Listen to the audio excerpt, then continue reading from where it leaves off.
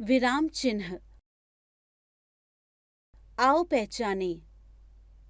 1011 दिसंबर को कक्षा 4 शैक्षणिक सहल पर जाएगी।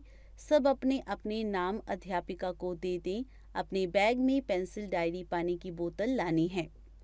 इतनी बड़ी दिनांक 1011 होती है क्या? हाँ, ये तो मैंने भी नहीं सुनी। आओ जाने। ऊपर दिए गए चित्र में आपने देखा कि विद्यार्थी सूचना पढ़ने और समझने में असमर्थ हैं, कारण उन वाक्यों में कहीं भी विराम नहीं लिया गया। हम आपसी बातचीत में अक्सर उतार चढ़ाव व अपनी बात समझाने के लिए बीच बीच में रुकते हैं, जिसे विराम कहते हैं। जब यही बात हमें लिखित रूप में दर्शानी हो तो हमें कुछ चिन्हों का प्रयोग करना पड़ता है। इन्हीं चिन्हों को हम विराम चिन्ह कहते हैं।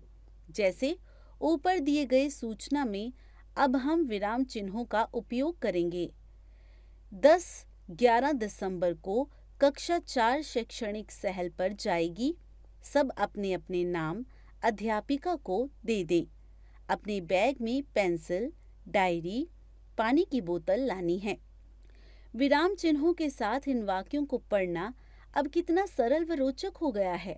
अतः हम कह सकते हैं कि पढ़ते या लिखते समय वाक्य में रुकने के लिए लगाए गए चिन्हों को विराम चिन्ह कहते हैं।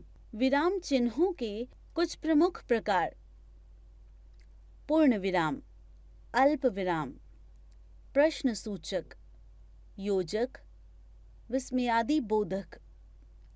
पूर्ण विराम: वाक्य पूरा होने पर पूर्ण विराम लगाते हैं। जैसे यह साइकिल मेरी है, पूर्ण विराम। मेरा नाम सपना है, पूर्ण विराम। अल्प विराम: बोलते या पढ़ते समय हम जहाँ थोड़ी देर के लिए रुकते हैं वहाँ अल्प विराम लगाते हैं। जैसे राम, लक्ष्मण और सीता वन की ओर चले गए। चिड़ियाघर में हाथी, घोड़ा, शेर, चीता देखने में बड़ा मजा आता है। प्रश्न सूचक: प्रश्न पूछते या लिखते समय वाक्य के अंत में प्रश्न सूचक चिन्ह का प्रयोग होता है। जैसे तुम्हारा घर कहाँ है, प्रश्न सूचक। भौरे फूलों से क्या चुनते हैं? प्रश्न सूचक। योजक: दो शब्दों को जोड़ने या एक शब्द के दोबारा आने पर योजक चिन्ह का प्रयोग होता है। जैसे हवा धीरे धीरे चल रही है। जीवन में सुख दुख आते रहते हैं। विस्मयादि बोधक: घृणा, नफरत, शोक, दुख, हर्ष, खुशी और आश्चर्य भाव दर्शाने वाले वाक्यों में विस्मयादि बोधक चिन्ह का प्रयोग होता है। जैसे वाह, विस्मयादि बोधक चिन्ह। चाट बड़ी स्वादिष्ट बनी है। छी, विस्मयादि बोधक चिन्ह। तुमने बिना हाथ धोए खाना खा लिया।